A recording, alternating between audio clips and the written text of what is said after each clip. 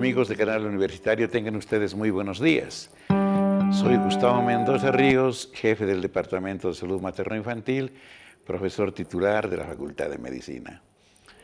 Hoy ingresamos a sus hogares nuevamente para presentar su programa Cuidamos su Salud. Este día es muy particular porque contamos con la presencia de dos magníficos profesores de la Facultad de Medicina, docentes titulares ellos. En primer lugar, quiero presentarle al doctor Jaime Montaño, profesor de la Cátedra de Pediatría de nuestra facultad. Doctor Montaño, muy buenos días y bienvenido. Doctor Mendoza, muchas gracias. Buenos días a todos. Y también está con nosotros el doctor Yuri Pérez.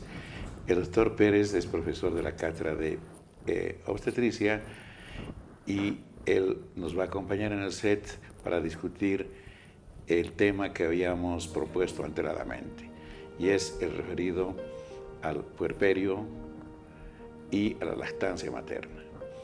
Dicho esto, vamos a hacer una breve rememoración de lo que aconteció en el programa anterior.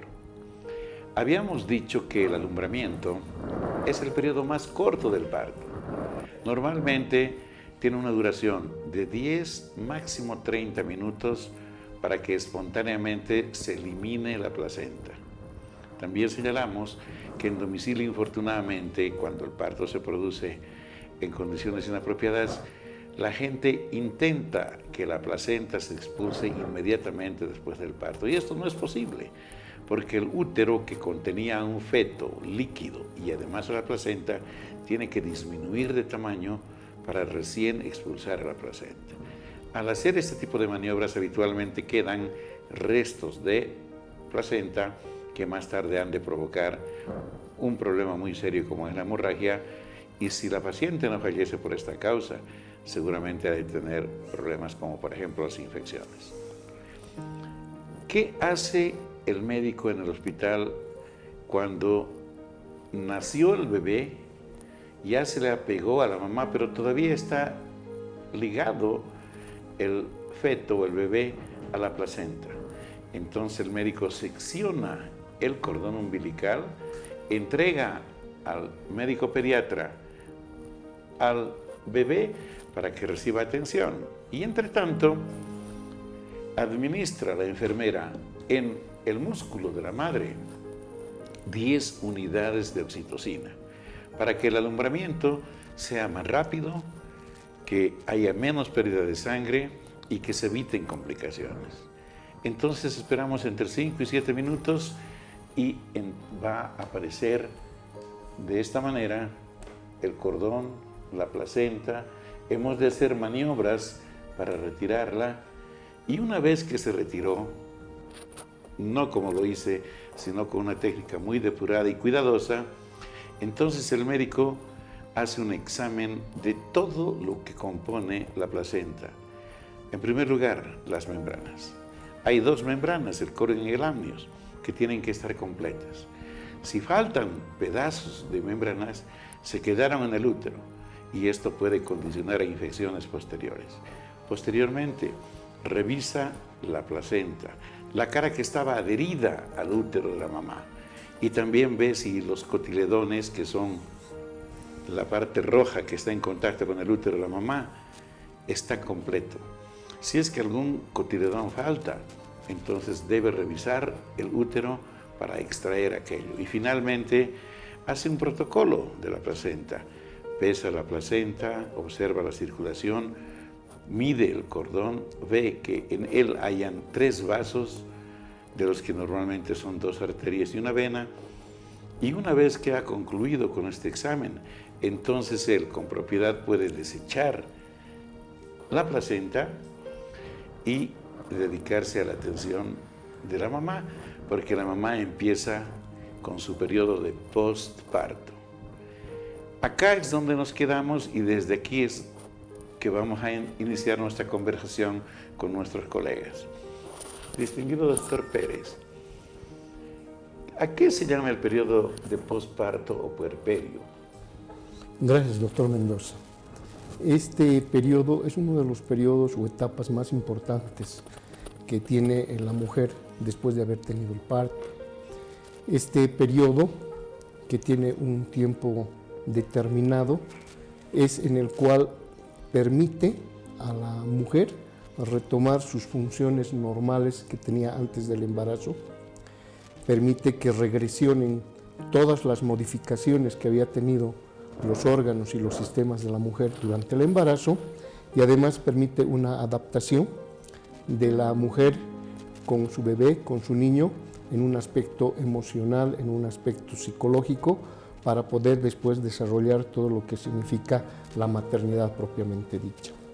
Este periodo tiene una división, no es artificiosa, sino es una división fisiológica en la que nos permite dividir en 3 momentos importantes. El primer momento, que nosotros llamamos el puerperio inmediato, son las primeras 24 horas, aunque algunos autores pueden tomarla hasta 48 horas, vale decir el primer día y el segundo día después del parto.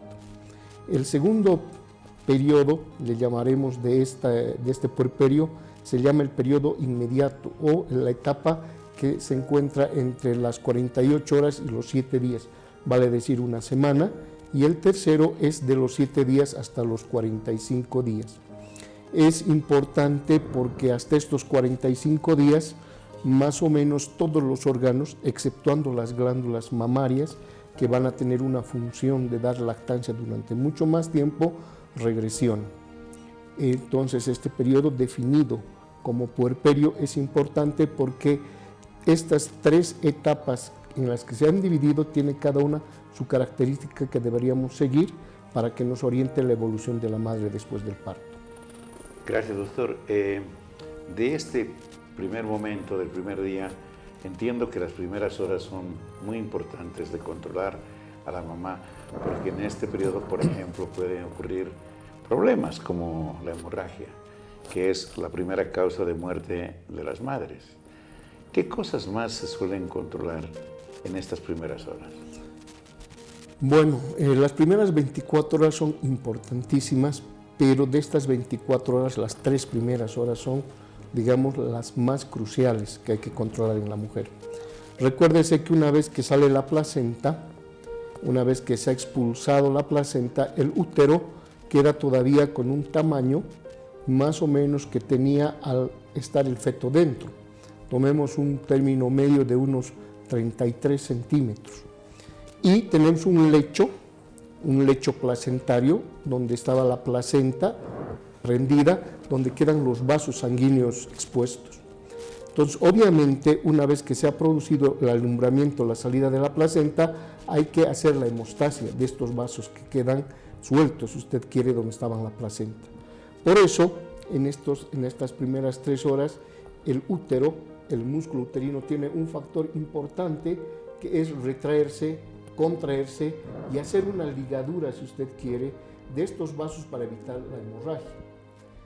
Estos vasos, si no fueran ligados en una forma fisiológica por las mismas fibras musculares, podrían ocasionar una fuerte hemorragia que incluso puede llevar a la muerte de la propia madre. Esto es importante, por eso esta retracción del útero, que llega incluso a estar por debajo del ombligo en menos de 2 minutos, es importante para el control de la hemorragia. Y es en este momento que nosotros, después del parto, debemos hacer el control de que este útero se contraiga, casi es en una forma leñosa, dura, que permite evitar la hemorragia en la mujer. Y obviamente, después de estas 3 horas, las primeras 24 horas, tenemos que controlar la estabilización de la mujer o de la madre que ha dado a luz en lo que respecta a estabilizar sus signos vitales, estabilizar toda la dinámica que ha tenido su organismo para el momento del parto y entrar en una especie de equilibrio, porque este momento la mujer va a empezar a pasar de un periodo de gestación, donde ha producidose con el final del parto, a una etapa que va a ser la adaptación nuevamente de su organismo a una etapa donde no se va a encontrar el bebé adentro. Por eso, estas primeras 24 horas son sumamente importantes, especialmente en el control y el cuidado de la hemorragia. Gracias, doctor. Doctor Montaño, Ya sabemos que el médico obstetra debe cuidar de la mamá, de las posibles complicaciones que puedan ocurrir en las primeras 2 horas. Yo quisiera que tenga la gentileza de ilustrarnos qué se hace respecto a la atención del recién nacido inmediatamente después de que ha sido seccionado el cordón y entregado en el hospital habitualmente a el personal de pediatría. Bueno, gracias, doctor. Bueno, lo que nosotros generalmente hacemos es, vemos la vitalidad primero, ¿no? O sea, vemos cómo nace el bebé y si puede requerir ayuda, pues nosotros aspiramos con la pera todas las secreciones, dejamos de que se mantenga, que haya el contacto piel a piel sobre el abdomen de la madre y una vez seccionado, bueno, eso puede ser después del minuto. Hay una tendencia que ahora es como una norma que se está haciendo y que debe permanecer el bebé sobre el abdomen de la madre aproximadamente 2 horas hasta que suceda el apego precoz, donde hay la primera lactancia, ¿no? O sea, aparte de que la madre lo mantiene caliente, o sea, le pasa contacto piel a piel, le pasa temperatura adecuada, hace de que el bebé no se enfríe. Además, hay un contacto psicológico, ¿no?, entre la madre y el bebé. Eso genera una afectividad importante entre ellos. Y una vez de que el bebé esté estable, se termine todos los procedimientos en la madre, pues nosotros nos llevamos al recién nacido a una sala donde nosotros hacemos la atención de rutina del recién nacido. Esta atención de rutina del recién nacido, pues primero tiene que ser un secado total, luego le colocamos una vitamina K, verificamos los orificios naturales, a veces se coloca una sonda para ver si no hay malformaciones en el esófago, se controla la permeabilidad anal, porque es también otro problema que a veces se presenta, no en todos afortunadamente. Luego hacemos el perímetro cefálico, hacemos el perímetro torácico, el abdominal, la talla y el peso, ¿no? Entonces también se hace una profilaxis del cordón umbilical y se hace una profilaxis con cloranfenicol ocular, ¿no? Puede ser gotitas o una pomada que da el seguro y se coloca en ambos ojitos, ¿no? Una vez de que el niño esté estable, o sea, nosotros verificamos cómo está respirando, cómo está su vigorosidad, o sea, si el niño se mueve normal, se hace una revisión de todo el aparato, ¿no?, sistemático. Primero un examen general, luego segmentario que va desde la cabeza hasta los pies. Ahí también nosotros aprovechamos para darle la edad gestacional, porque a veces puede ser de que el bebé no coincida con la fecha de última menstruación, entonces ahí vemos y catalogamos y clasificamos si el bebé es pretérmino, a término o postérmino, ¿no? Entonces nosotros más o menos vemos el desarrollo, tiene relación con eso, y luego pues se pone la ropa para mantenerlo abrigado hasta que la mamá suba a piso, ¿no? Entonces sube a piso y generalmente nosotros hacemos el alojamiento conjunto, o sea, hacemos que la madre permanezca más tiempo con su bebé y podamos apoyar eso de la lactancia materna y exclusiva. Muchas gracias, doctor. Efectivamente, en los hospitales, inmediatamente después de que se ha diagnosticado una adecuada salud del recién nacido, se lleva junto a la madre para que comparta lo más posible con su mamá en una sola habitación.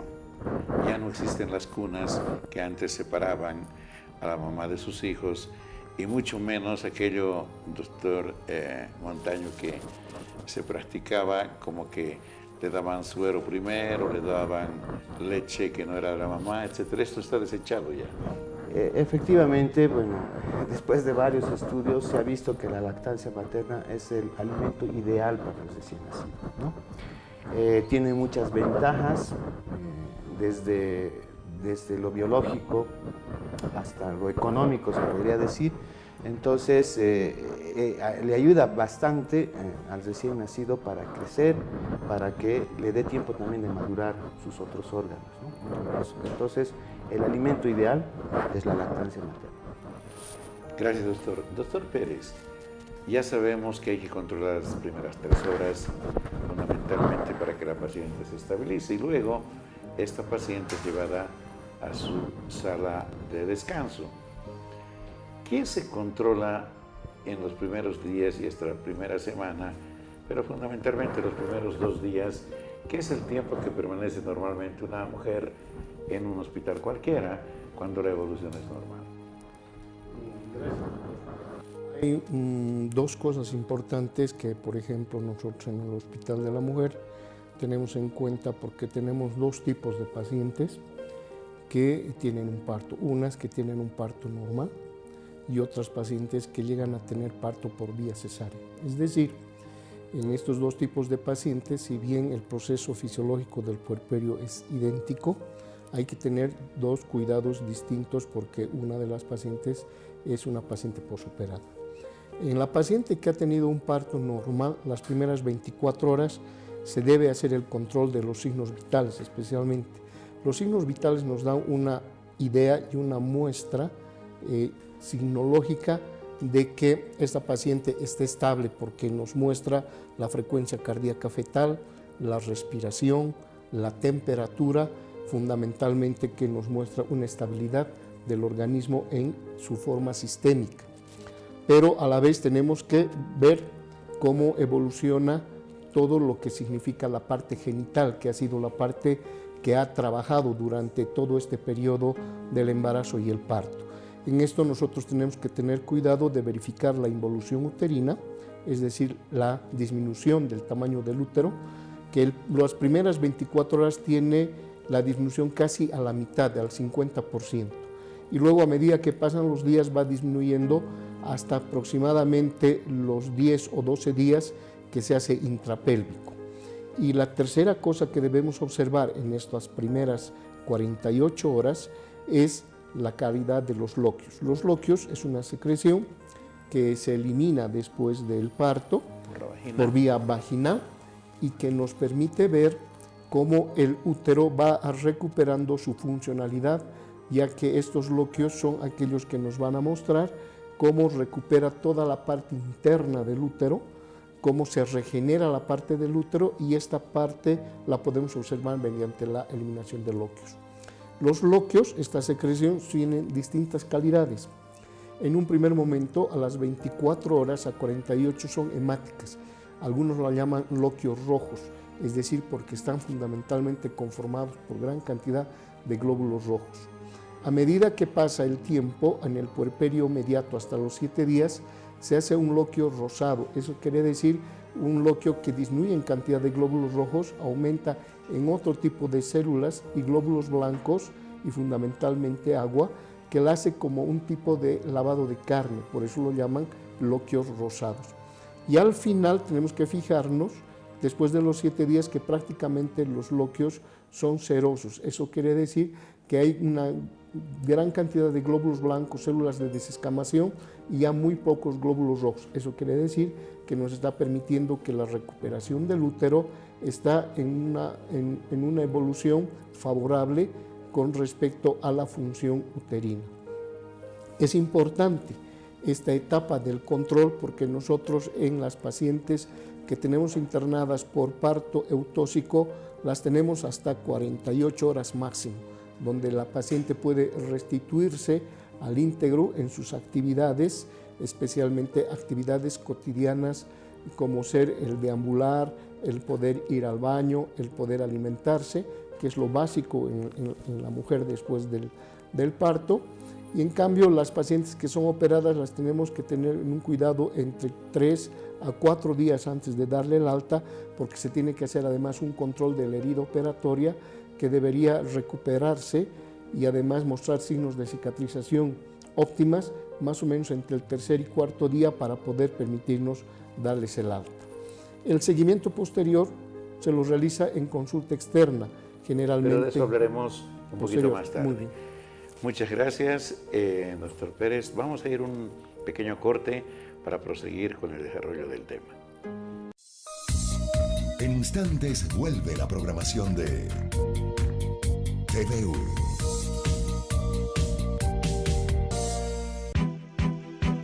¿Qué hace la unidad de transparencia? Promueve que la información académica, financiera y administrativa sea de dominio público. Investiga presuntos actos de corrupción, canalizando, si fuera el caso, a la instancia respectiva para su sanción. UPSA Transparente. El acceso a la información es un derecho. Los miembros de la comunidad universitaria y la sociedad en general conocen sus actividades, resultados, contribución a la sociedad y manejo de recursos. El acceso a la información es un instrumento fundamental para transparentar las instituciones. ¿Tienes dudas? Acude a la unidad de transparencia. Avenida Villazón, número 1958, edificio Villazón, tercer piso.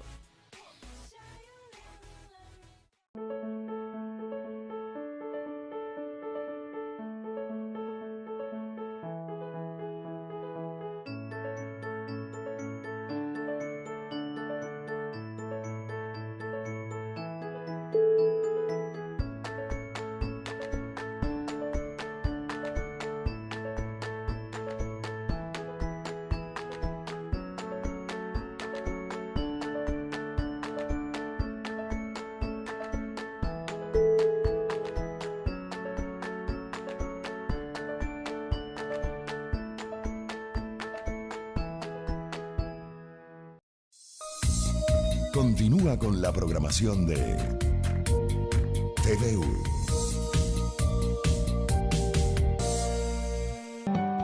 Doctor Pérez, le hemos interrumpido. Usted nos estaba hablando de los loquios, que es ese trasudado, ese material que desde el útero se exterioriza a través de la vagina, que traduce efectivamente un periodo de cicatrización o de involución del útero, de cicatrización de este lecho donde estaba insertada la placenta. Y nos decía que hasta la semana era de color rosado. Después de la semana, ¿qué color son los loquios? Bueno, después de los 7 días, estos loquios empiezan a ser menos rojos, casi son exudados, puros, porque ya no hay la cantidad de glóbulos rojos. Eso quiere decir que la herida que tenía ya prácticamente ha entrado en otro proceso de cicatrización. Y más que todo son leucocitos, células de desescamación, en algún momento producciones que tiene la célula, que son productos de la etapa final de la cicatrización. Lo que debemos entender con loquios es que el lecho placentario es como una herida que queda en el útero. Y obviamente esta herida tiene que ir cicatrizando para que tenga su función normal el útero. Y estos loquios, cuando están en la etapa final de la cicatrización, que son de color blanco, por eso algunos lo llaman loquios blancos, nos permiten identificar que el útero está en un buen proceso de cicatrización y que aproximadamente hacia los 28 a 30 días prácticamente han dejado de fluir, permitiendo de esta manera dar a entender que el útero ya está en un proceso regenerativo adecuado. Doctor Pérez, una última pregunta. ¿Tienen mal olor los loquios? Bueno, los loquios fisiológicos, algunas personas comparaban sí, estos loquios con un olor sui generis. Algunos la llamaban el olor al hipoclorito de sodio. A la lavandina. A la lavandina, que tenían este tipo de olor. El loquio, al máximo de tener este olor sui generis, algunos incluso le llamaban el olor del semen azul. Este loquio, cuando cambia ese tipo de olor y se hace fétido, nos muestra que hay un proceso infeccioso. Pero de ello vamos a hablar más tarde. Muy bien. Entonces los loquios no son malolientes. No son. Tienen un olor muy parecido a la lavandina, fuerte, pero no de mal olor. Doctor Montaño, se habla mucho del screening que se hace de los niños recién nacidos hasta dentro del primer año de edad, pero en castellano sería el tamizaje, ¿verdad? Así es. Una serie de pruebas que intentan descartar algunas patologías que son prevalentes o eran prevalentes en los recién nacidos. ¿Cuáles son estas pruebas que se hacen y qué cosas se descarta? Bueno, en realidad se hace a las 48 horas, generalmente lo hacemos en el hospital a partir de las 48 horas del segundo día. Y bueno, toman enfermedades metabólicas especialmente, o sea, aquellos que son producto de una alteración química, digamos, en el organismo, para que entienda la gente. Pero generalmente esto ha sido para ver la función de una glándula importante en el recién nacido, que es la tiroides, ¿no? Que se encuentra a nivel del cuello, y lo que se trata de descartar es de que el niño pueda tener hipotiroidismo, ¿ya? Con esta simple prueba se toma sangre del talón en un papel tornasol, generalmente se hace una línea B aquí, y se toma de aquí la sangre y directamente un papel tornasol. Entonces eso se lleva al laboratorio. Aquí en La Paz hacemos ahora, está interviniendo medicina nuclear. Claro, en el Instituto de Medicina el Nuclear. Instituto de Medicina Nuclear, y ellos son los que nos avisan los resultados, ¿no? Lo más importante es de que si se lograra diagnosticar hipotiroidismo y hacer el tratamiento oportuno antes del mes, pues prácticamente el niño no presenta ninguna secuela. Y si no se hiciera nada, ¿cuál es el futuro? El niño puede presentar especialmente alteraciones muy importantes, especialmente retraso mental, ¿no? Correcto. Entonces, en eso radica la importancia. Obviamente, digamos, La Paz no es una zona endémica, ¿no? Donde ocurre esto, hay otras zonas, pero yo creo que por protocolo se debe hacer aquí y en otras partes, ¿no? ¿Qué otra prueba se hace, doctor? Por ejemplo, recuerdo que hace muchos años habían demasiadas niñas cojitas en el medio y el diagnóstico era displasia de cadera no tratada. Hemos visto que ha disminuido el porcentaje de estas niñas. Claro. También se trabaja en ello, ¿verdad? Sí, en realidad, mire, lo que tenemos que diferenciar son dos cosas, ¿no? O sea, lo que nosotros buscamos en el recién nacido es la luxación congénita de cadera, ¿no? A los 3 meses, o sea, ya vamos a tocar, estoy adelantando, digamos, esto, a los 3 meses se tiene que tomar por norma una radiografía de caderas. Entonces, esta situación ha llevado de que se pueda detectar a tiempo muchas enfermedades, o sea, la enfermedad de la displasia de cadera, y hacerle un tratamiento oportuno, ¿no? Pero ahora hemos visto, o sea, ha habido médicos que se han capacitado especialmente en el Hospital del Niño, donde nosotros, digamos, tenemos la sospecha, le hacemos... por ejemplo, cuando está en puerperio, pues le revisamos todo, y especialmente también nosotros revisamos las caderas, ¿no? Para eso tenemos dos maniobras, la maniobra de Barlow y Ortolani, ¿no? Entonces nosotros lo que hacemos es generalmente tratar de luxar la articulación, y cuando escuchamos un clic, eso es un signo de positivismo, o sea que es positivo la maniobra. Nosotros tenemos ahora la oportunidad de mandar al Hospital del Niño para que se le haga una ecografía. Entonces estos niños, y también en el Hospital del Niño, pues han empezado un programa donde se han capacitado médicos y ellos hacen la ecografía y dan también oportunamente el tratamiento, ¿no? Entonces hay niños, o sea, no se van a sorprender, pero ya recién nacidos van a empezar a tener tratamiento y evitar esta secuela, ¿no? Este tipo de secuelas. Porque bueno, ahora para nosotros tal vez no entendamos mucho, pero yo lo que digo es aquello que no ha sido tratado, cuando son adultos pues están caminando clásicamente cojeando, ¿no? Entonces ese ha sido producto tal vez de que no ha sido diagnosticado y no ha sido tratado oportunamente. Usted ha dicho algo muy importante, la prevención es muy importante, el diagnóstico precoz también y el tratamiento precoz, porque infortunadamente, distinguidos amigos y amigas, cuando no se diagnostica y no se trata, la única forma de resolver más tarde a veces es la oferta quirúrgica como única opción. En cambio, cuando el manejo es muy temprano, prácticamente con una almohadilla ortopédica se resuelve en cortísimo tiempo, ¿verdad? Gracias, doctor. Seguramente hay algún otro examen que de rutina se practica como parte del screening, usted nos comentará, pero yo quisiera al doctor Pérez preguntarle.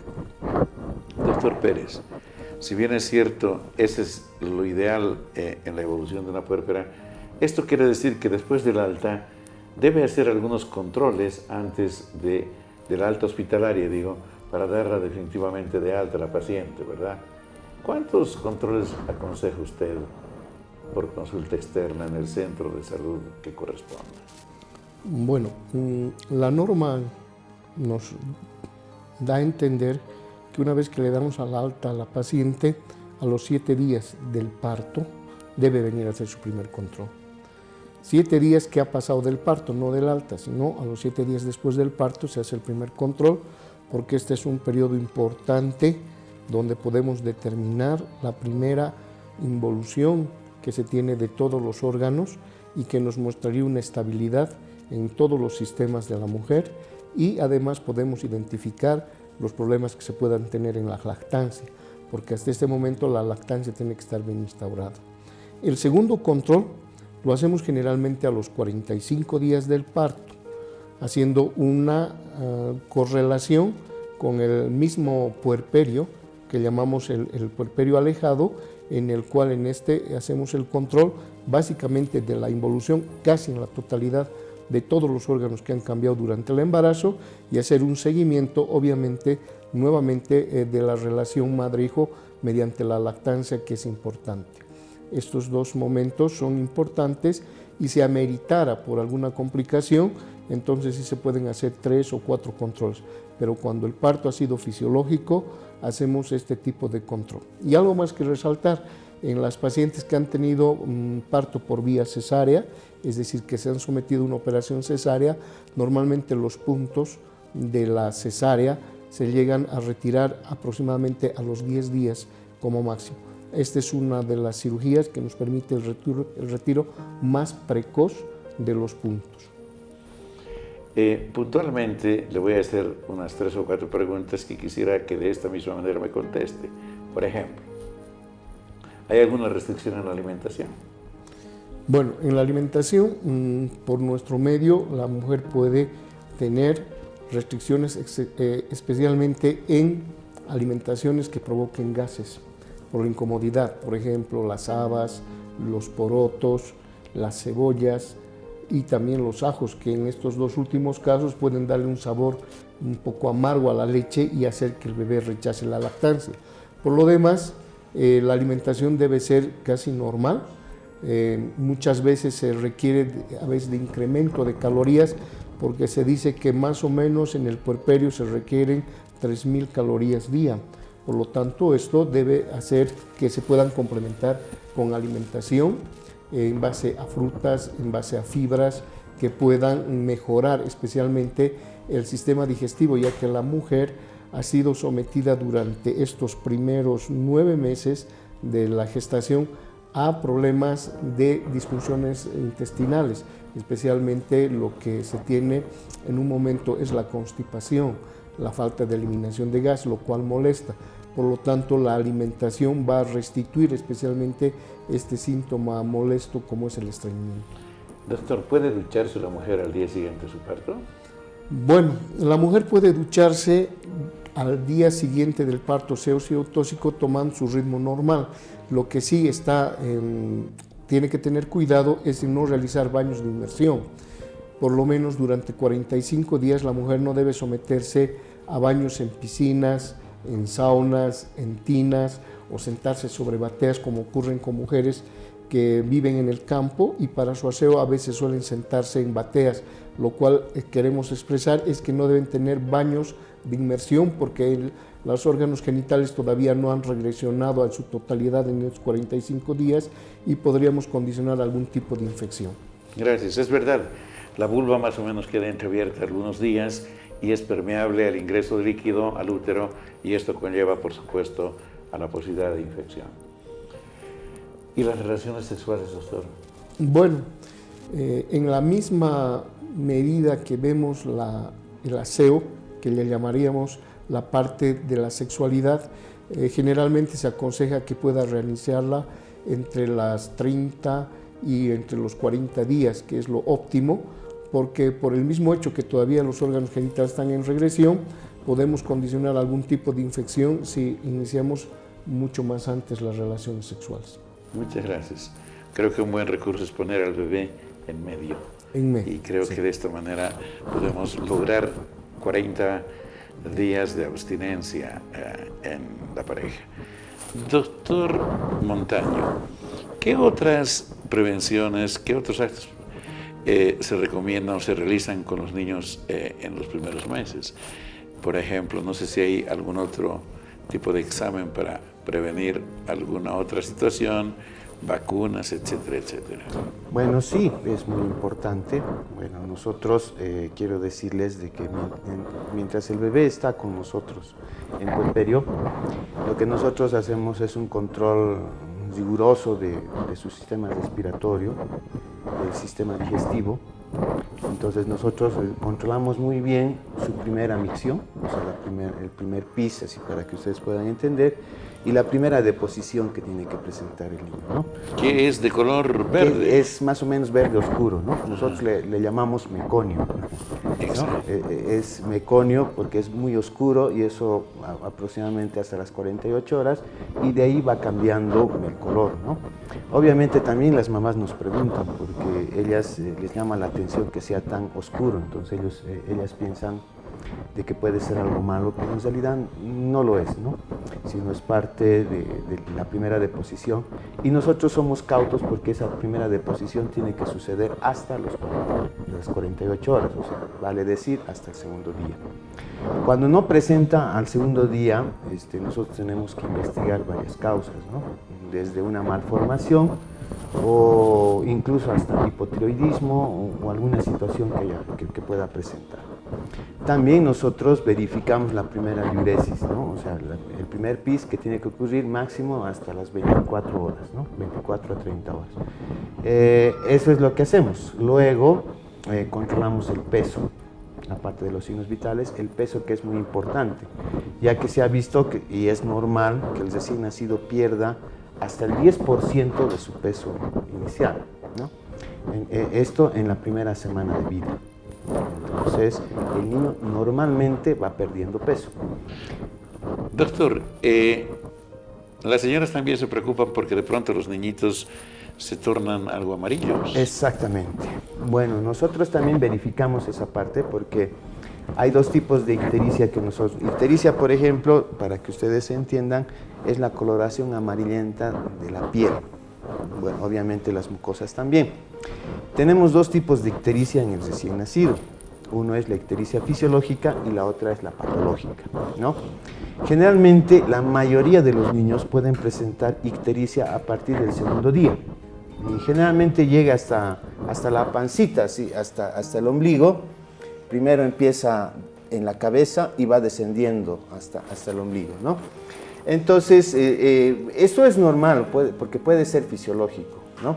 Eso es debido a ciertas adaptaciones que también el organismo del recién nacido tiene que aprender a realizar. El hígado no está funcionando adecuadamente. La sangre que tiene, es la sangre de la madre, es vieja y rápidamente se destruye. Entonces son estas las causas básicas para que pueda presentar esta coloración. Entonces lo que se les explica a la mamá de que este niño puede presentar, pero que no debe exceder el ombligo más o menos, ¿no? Porque después cuando excede más abajo, nosotros tenemos que hacerle un laboratorio, ¿no? Laboratorio. Dosificamos la bilirrubina, el grupo sanguíneo y un hemograma para ver si no hay un problema donde la sangre se esté destruyendo, ¿no? Eso generalmente es cuando sospechamos de que la ictericia es patológica, o sea que tiene alguna causa que está produciendo esto, y generalmente estos niños son los que requieren una incorporación en el servicio de neonatología Y la primera medida es pues, iniciar la luz, ¿no? Que nosotros le decimos la fototerapia. Eso afortunadamente no lo hacemos en todos los niños, sino en aquellos que vemos, digamos, que va avanzando. Obviamente la lactancia materna también ayuda a esta situación, porque hay que recordar que la bilirrubina es eliminada por las heces y por la orina. Si el niño está bien alimentado, obviamente pues, va a tener una buena cantidad de pis al día, o sea, varias veces, y por ahí también se va a ir eliminando la bilirrubina, lo que va a evitar de que también esto siga avanzando, ¿no? Entonces la lactancia ahí también nos ayuda.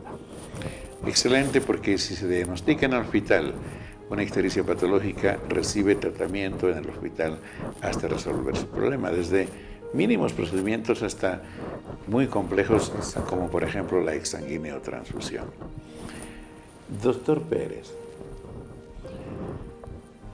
felizmente la mayor parte de los partos cursan con un puerperio normal, pero muchos de ellos, hay quienes dicen hasta el 25%, pueden complicarse con algunos problemas. ¿Cuál es el problema principal que todos debemos conocer que puede ocurrir en la mujer? Las señoras vulgarmente dicen el sobreparto. ¿Qué es aquello, doctor Pérez? Bueno, es importante tener un conocimiento de las dos principales causas que tienen problema en el puerperio. Una de la principal se presenta al principio del puerperio, es decir, después del parto. Por eso dicen que en las primeras 24 horas y más en las primeras 3 horas el problema mayor es la hemorragia. O sea que la hemorragia que se presenta puede tomar incluso la vida de la madre si es que no se controla, y la causa fundamentalmente de estas 3 primeras horas es que el útero, que debería ligar normalmente los vasos, porque disminuye de unos 30 centímetros a casi el 50% y menos, no lo hace. A eso se llama hipotonía uterina, entonces dejando que se produzca una hemorragia. La segunda causa que se puede ver es que queden restos de la placenta. Cuando quedan restos de la placenta, el útero no llega a contraer, contrae y relaja, y también puede producirse una cantidad grande de hemorragia. Y la tercera parte es ver que no hayan desgarros, es decir, laceraciones, desgarros en partes blandas, como el cuello uterino, como la vagina o la vulva, que pueden ocasionar una hemorragia. En cambio, en el posterior resto del puerperio, en el tiempo, el mayor problema se da con la infección. O sea, cuando nosotros encontramos complicaciones en el puerperio inmediato y alejado, generalmente son problemas infecciosos. Y los problemas infecciosos se dan por las características que los órganos genitales tienen de cambio, y especialmente por ese lecho que tiene placentario, que es como una herida, que tiene un mecanismo de defensa, que se llama el anillo de Winkler. Este mecanismo de defensa a veces no suele funcionar, no está adaptado por algunas consecuencias que se tiene durante el parto, y permite que microorganismos ingresen por este lecho y nos ocasionen una infección. Y esta infección puerperal, la más característica, se denomina endometritis. ¿Y cómo se puede dar cuenta la paciente que no está en el hospital que está cursando con endometritis, doctor? Bueno, es importante porque ya se puede manifestar a los 3 días, por eso muchas se quedan a los 3 días, pero de todas maneras, si una paciente es externada en algún centro de salud o tiene en su casa o la tiene en su casa, lo primero que va a encontrar es fiebre. La fiebre es la primera manifestación. La segunda es que la involución uterina, si me permite, el útero, que debe estar más o menos por debajo del ombligo, se mantiene alta. Quiere decir que no involuciona, se mantiene el útero grande. Que no se encoge, ¿no? Que no se encoge, se vuelve blanda, y además se caracteriza por la salida de los loquios fétidos. Generalmente son de color achocolatado, son muchas veces purulentos y con una fetidez marcada, lo cual es una tríada muy clásica que se llama subinvolución uterina, loquios fétidos y fiebre con afección al estado general. Muchas gracias, doctor. Para proseguir con nuestros temas, primero vamos a pasar a un pequeño corte. En instantes vuelve la programación de TVU.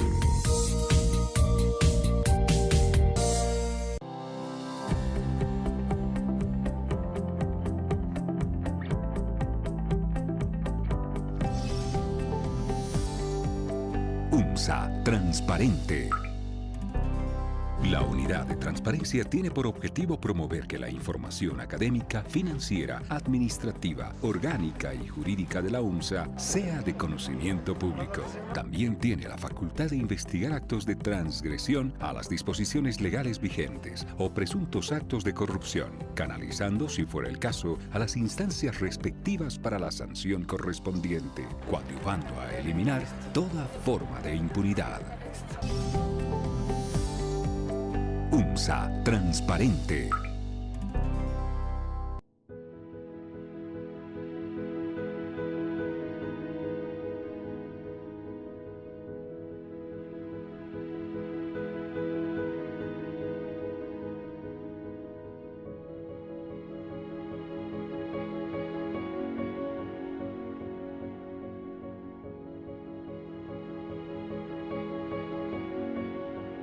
Ten cuidado cómo usas las redes sociales. Pueden dañar tu vida. Usa bien el Internet. Continúa con la programación de TVU. Como saben, amigos, estamos conversando con el doctor Yuri Pérez, ginecobstetra, y el doctor Jaime Montaño, pediatra, ambos docentes de la Facultad de Medicina. Doctor Montaño, hace unos días conversábamos con los amigos del canal que hubo un gran número de casos de paperas, generalmente adquiridos en los colegios y escuelas de la ciudad de La Paz, un número excesivo. Y claro, deducimos que estos niños no habían sido vacunados. El país cuenta con un programa ampliado de inmunizaciones que se inicia prácticamente poquito después del nacimiento, ¿verdad? Sí. ¿Tendría la gentileza de indicarnos en el hospital, en cualquier centro de salud, después de recién nacido, a qué tiempo y qué vacunas se colocan en los recién nacidos? Bueno, nosotros generalmente en el Hospital de la Mujer manejamos la primera vacuna, porque estamos en contacto con el recién nacido, o sea, hasta los 3 o 4 días, digamos, ¿no? Dependiendo del caso de la mamá. Puede ser un parto eutóxico, o sea, un parto vaginal, un normal, o puede ser un parto por cesárea, ¿no? O sea, por la cirugía. Entonces nosotros tenemos la disponibilidad de tener al niño 3 o 4 días, dependiendo, como le dije, de acuerdo a la mamá. Y nosotros manejamos generalmente la primera vacuna, que es la BCG. Es una vacuna que se tiene que colocar dentro de los primeros 7 días, dicen, ¿no? Y bueno, eso puede prolongarse también, o sea, puede ser colocado hasta el mes de vida, pero siempre es mejor mantener ese rango desde la primera semana. Esto es contra la tuberculosis. Exactamente, eso es la vacuna contra la tuberculosis. No tenemos que olvidar que nosotros somos un país endémico, eso quiere decir que tenemos cifras de tuberculosis y es una manera de prevenir. Quiero decirles de que la BCG previene de las formas graves de la tuberculosis. Por eso no quiere decir que no puedan enfermar, pero sí enferman, digamos, de tuberculosis, pero que pueden ser tratadas. Entonces la tuberculosis, o sea, la BCG tiene la función de que nosotros no enfermemos las formas graves de la tuberculosis. Llámese decir, bueno, la tuberculosis meningia, que prácticamente yo he visto muchos niños morir prácticamente por esta enfermedad. Y miren cómo es tan fácil previniendo, colocándole una vacuna los primeros días de nacido. Nosotros les colocamos a partir de las 24 horas, es intradérmica, eso quiere decir que es en el brazo derecho, prácticamente encima de la piel, se coloca la vacuna, ¿no? Y bueno, no tiene, prácticamente es muy raro los efectos colaterales que pueda presentar.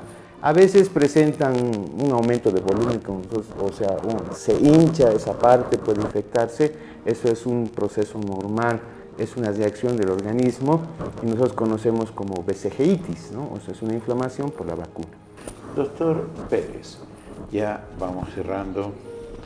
En el hospital y en realidad en todo el territorio nacional existe la política de lactancia materna exclusiva hasta los 6 meses. ¿Por qué es mejor la alimentación del recién nacido hasta los 6 meses del seno de la mamá y no, por ejemplo, de una buena leche maternizada que viene en lata? Bueno, esto es importante porque las políticas de salud en el mundo han hecho que se promocione la lactancia materna. El doctor Montaño indicó que es el mejor alimento. Es el mejor alimento, quiere decir que todos los nutrientes que tenemos se encuentran en la leche materna. Por lo tanto, como es el mejor alimento, es el indicado durante los 6 primeros meses porque su poder nutritivo hasta este entonces trabaja en el 100% en el recién nacido, antes de que se haga una ablactación o una alimentación que sea diferente a la lactancia. Segundo, la lactancia materna tiene un aporte de inmunoglobulinas, un aporte de mecanismos de defensa importante, lo cual previene todo tipo de infecciones en este caso en el recién nacido y en el lactante. Protege su sistema inmunológico, protege su sistema digestivo, protege su sistema respiratorio, por lo tanto es importante en el mecanismo de defensa. Y la tercera es la parte afectiva. En la parte afectiva se ha visto que la lactancia es aquel vínculo entre la madre y el hijo que hace que desarrolle con una estabilidad psicológica importante el bebé. Pero además se ha podido evidenciar en últimos estudios que la lactancia materna madura y mejora de la forma más exitosa el sistema nervioso. Por eso se ha visto que la lactancia materna en niños que han recibido exclusivamente lactancia materna han desarrollado y han podido tener un buen desarrollo del sistema nervioso central, que es importante en el aspecto intelectual, en el aspecto de la deducción, en el aspecto del cálculo, etcétera, en muchos de estos niños, ¿no? Muy bien. Muchas gracias. Efectivamente es así. Hemos de concluir pidiéndole un par de consejos al doctor Montaño para las mamás, especialmente para las más jóvenes. Sí, bueno, lo que nosotros más vemos generalmente en el hospital pues es que hay problemas en la nariz tapada, por ejemplo. Antes se decía que hay que echarle leche, pero en realidad no es eso muy aconsejable ahora porque se ha visto que se hacen fibrinas y tapa peor. Entonces lo que se hace es generalmente agua, puede ser agua tibia, pero también las mamás les colocan una gotita y eso tampoco ayuda. Tiene que ser por lo menos unas 5 a 10 gotas y bueno, tienen que sacarle con sumo cuidado. Otro es el baño que nos preguntan, ¿no? El baño tiene que ser a las 24 horas de que el recién nacido, bueno, está con la madre, ya se puede bañar. Es aconsejable de que el baño sea diario. Hay que tener cuidado, obviamente, cuando se pone en la tina, pues mantener la cabecita por encima del nivel del agua e ir lavando, ¿no? Entonces de ahí se va secando, empieza por la cabeza y luego por el cuerpito. Se lo enjuaga y prácticamente después se lo seca y se pone ropa limpia. Hay que tratar de cambiar a los niños todos los días con ropa limpia, ¿no? Ahora, no se olviden, mamás, de que pues, si el niño llora no es porque solamente le duele, es un mecanismo de comunicación con ustedes. El niño llora porque está sofocado, está muy caliente, entonces eso significa que no tenemos que abrigarlo mucho. Llora porque tiene hambre, llora porque está mojado, llora tal vez porque ha hecho su deposición y algo le está molestando, ¿no?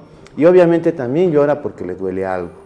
Entonces es importante por eso sacarle los gasecitos para evitar los cólicos. Luego hay que mantener limpio y seco el cordón umbilical, porque si se mantiene húmedo, con fajas y todo eso, el cordón umbilical no cae y además es propenso a tener infecciones. Es una puerta de entrada. Exactamente. Muchas gracias, doctor Pérez. Muchas gracias, doctor Montaño. Este programa creo que ha sido muy claro. Y a ustedes, distinguidos amigos del canal, les prometemos volver con un programa renovado en una semana. Muy buenos días.